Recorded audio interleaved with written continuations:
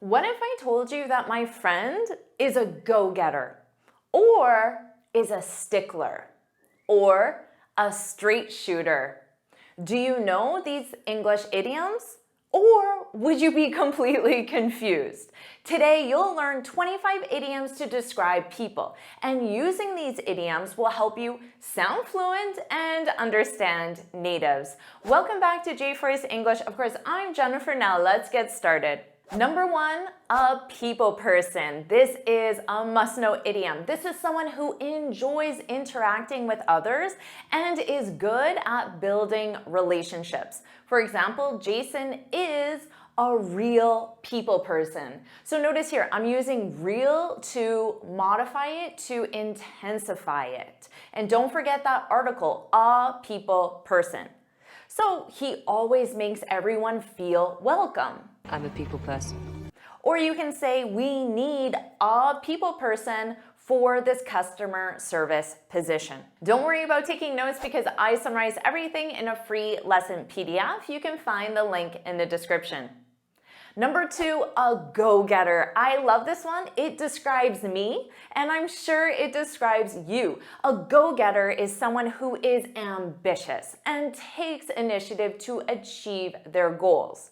For example, the team hired him because he's a go-getter. He is. So notice you need the verb to be conjugated with your subject and time reference. He is, he's a go-getter. Or you can say, I like working with go-getters. So notice here, I added that S to the noun to make it the whole category of people with go-getters because they push projects forward. He's a go-getter. Or maybe you're thinking, I'm a real go-getter when it comes to improving my English fluency. Does that describe you? If it does, put that's me, put that's me in the comments. Number three, I'm sure this describes you as well, a smart cookie. So this is someone who is intelligent or clever, someone who is smart, but you can just add cookie to make it sound more casual and fun. Emma is a smart cookie. She solved that complex problem in no time. Yeah, she was a smart cookie. Or you're a smart cookie. If you can figure out how to make that deal work. So notice, this is conditional. Number four, a social butterfly. This is someone who is very outgoing and enjoys socializing with others. I wouldn't say that describes me, to be honest. At the party, Noor was a social butterfly, talking to everyone in the room. Or you can say as a. This is a very powerful structure, so remember this, and I'll show you more examples as we go on. As a, and then any of these idioms. As a social butterfly. Pedro always knows what's happening around the office. Number five, a couch potato. You may know this one. It doesn't describe me. Hopefully, it doesn't describe you. This is someone who spends a lot of time sitting and watching TV or being inactive. So generally, when we say someone is a couch potato, it's a negative. We're calling them lazy. So you might say, I used to be a couch potato. So that is in the past, but not the present. But now I enjoy going to the gym. Or you might use the imperative in the negative and say, don't be a couch potato. Let's go for a walk after lunch. So the opposite behavior of a couch potato. Number six, a jack of all trades. Do you know this one? This is very common. This is a person who is skilled in many different areas, but not necessarily an expert in one of those areas. For example, my uncle is a jack of all trades. He can repair computers, fix plumbing issues, and cook gourmet dinners. Or remember that as a.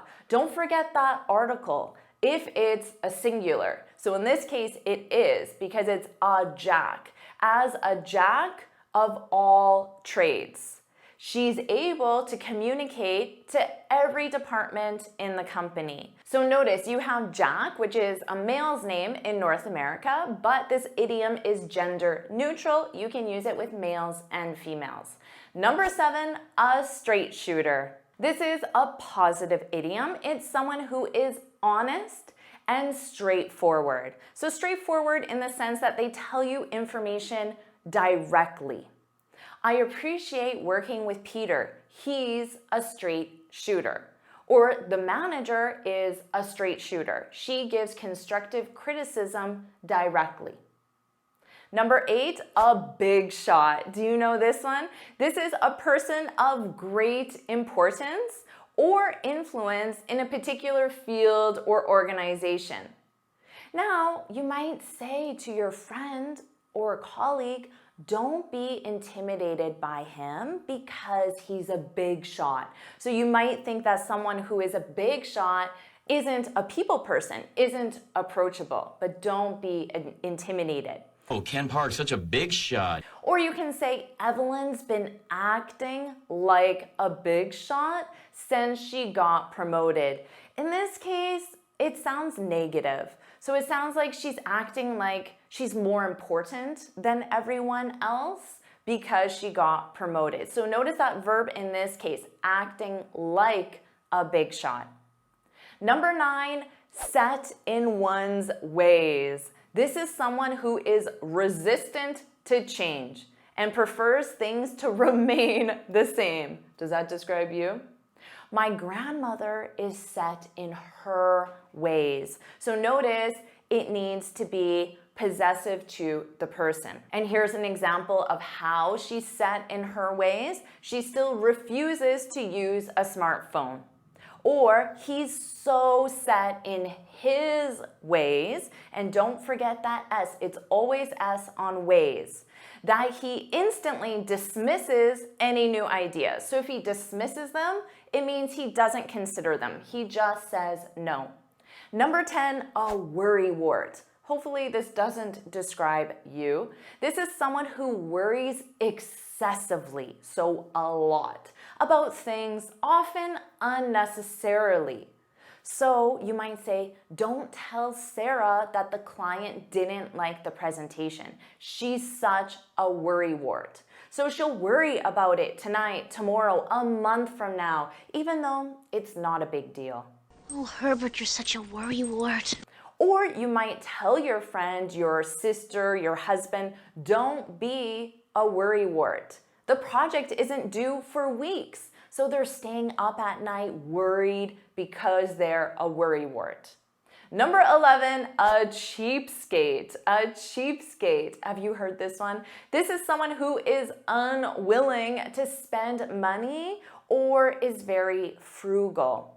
This has a negative sound to it. For example, Tim brings his own popcorn to the movies. He's a cheapskate. Or don't be a cheapskate. So again, that imperative in the negative. Don't be a cheapskate. The more expensive one will last longer. Number 12, a cold fish. This is the opposite of a people person and the opposite of a social butterfly. This is someone who is emotionally distant or unfriendly. Dan may seem like a cold fish, but I think he's just shy. He's a cold fish. Or he can be a cold fish sometimes, especially in large groups. Number 13, a backseat driver. Maybe you've been a backseat driver or you've experienced this. This is someone who gives unwanted advice or tries to control a situation. So you can say, stop being a backseat driver, you're making me nervous. Nobody likes the backseat driver, Klaus. Now this is very commonly used when someone is actually driving and then the person beside you or in the back seat says, turn left, change lanes, go here, don't drive so fast. That's being a backseat driver. But you can also use this in a non-driving context. For example, stop being a backseat driver and let me handle the presentation my way. So this is someone who's trying to tell you, change this, do this, add this, but you don't want their advice. Number 14, a busybody. This is someone who is overly interested in other people's personal or private matters. You could say, I wish my neighbor would stop being such a busybody. So if you have a fence that divides your property, maybe your neighbor is always trying to look over your fence. That's a busybody. Or you can say, if you keep acting like a busybody, nobody will want to work with you. Number 15, a wet blanket. Hopefully this doesn't describe you. This is someone who dampens the mood or kills the fun. For example, it's only 9 p.m. and you want to go home. Don't be such a wet blanket. So you're having fun at the party, but your friend, your cousin, your spouse says, oh, I'm tired, let's go. So they're dampening the mood, they're killing the fun. I'm a wet blanket. You can say, I don't want to be a wet blanket, but we need to discuss why our sales are down. So having a negative discussion can dampen the mood, but sometimes you need to have those tough conversations. Number 16, a loose cannon. You don't want this person on your team. This is someone who is unpredictable and can cause trouble unintentionally. You can say he's a bit of a loose cannon. So a bit of is reducing it. It's making it less intense. We never know what he'll do next. So he's unpredictable, but his actions can have negative consequences. Or you can say a few members of the team are loose cannons. So here, notice because I have a few members, that's plural, so I need to add my S to the noun, loose cannons. They never follow protocols, which are the instructions. Number 17, do you know this one? A bull in a china shop. This probably describes me. This is someone who is very clumsy or careless, especially in delicate situations. Now, in this case, china refers to delicate porcelain or ceramics, not the country. You could say, don't ask Sarah to help you move. She's like a bull in a china shop. So notice here, I'm using to be like a and then the idiom, which means she's careless. She might break your items as she's helping you move. That probably describes me. Or you can say, I never go into antique shops. I'm like a bull in a china shop. So I might accidentally knock something over that's very valuable. Again, that describes me.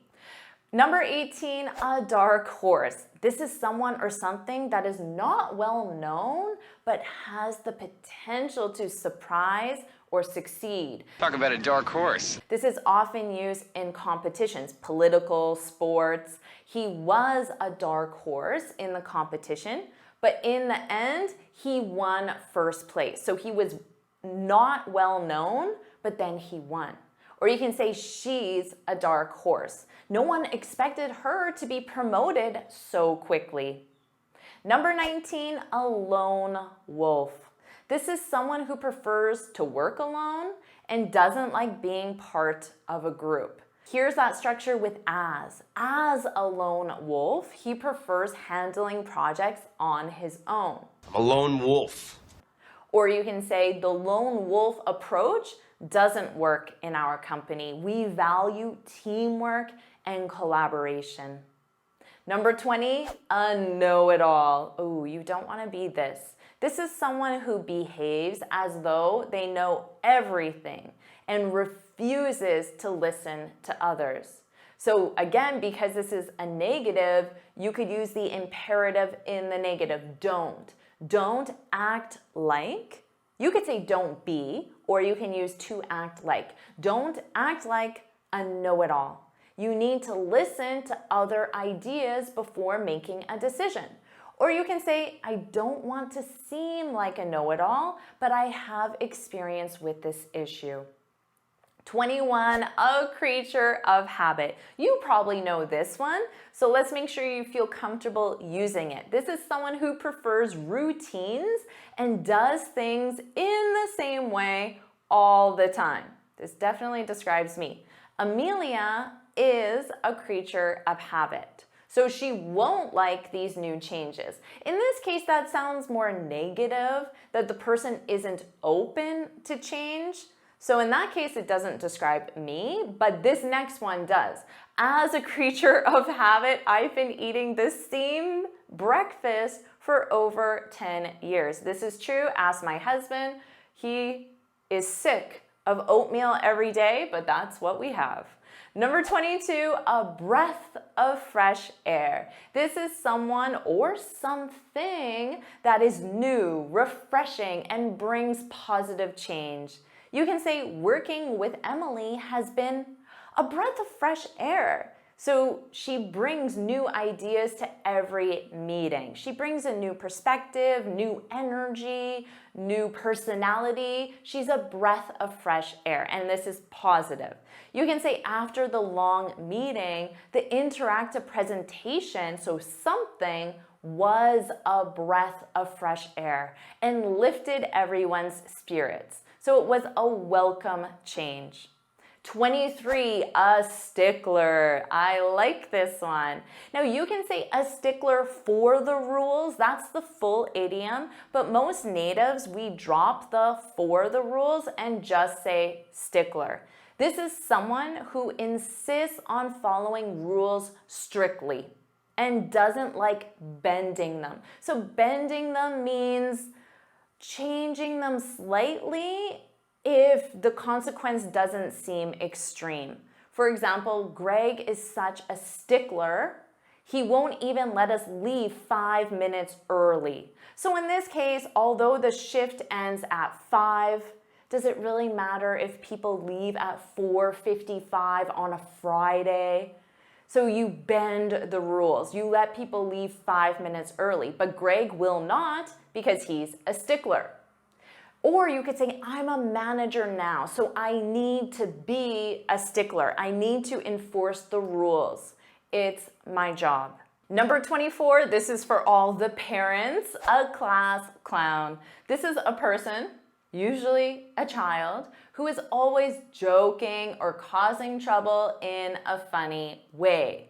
But we generally use this with kids in school. For example, my son was a complete class clown. So complete intensifies it, a complete class clown. But now he's a big shot on Wall Street. Or you can say often kids act like class clowns because they're bored or unengaged. And idiom 25, a tough nut to crack. This is someone or something that is difficult to understand or deal with. You can say Tim is a tough nut to crack. It's hard to get him to open up. So to open up, that means to be honest about how he's feeling or the real details of his life, to open up. Or you can say the team has been trying to solve this issue for weeks. The issue is a tough nut to crack. So it's difficult to solve or understand. Amazing job. Now you have 25 new idioms in your vocabulary. Do you want me to keep teaching you idioms? If you do, put let's go, put let's go in the comments. And of course, make sure you like this lesson, share it with your friends, and subscribe so you're notified every time I post a new lesson. And you can get this free speaking guide where I share 6 tips on how to speak English fluently and confidently. You can click here to download it or look for the link in the description. Here's another lesson I know you'll love. Make sure you watch it now.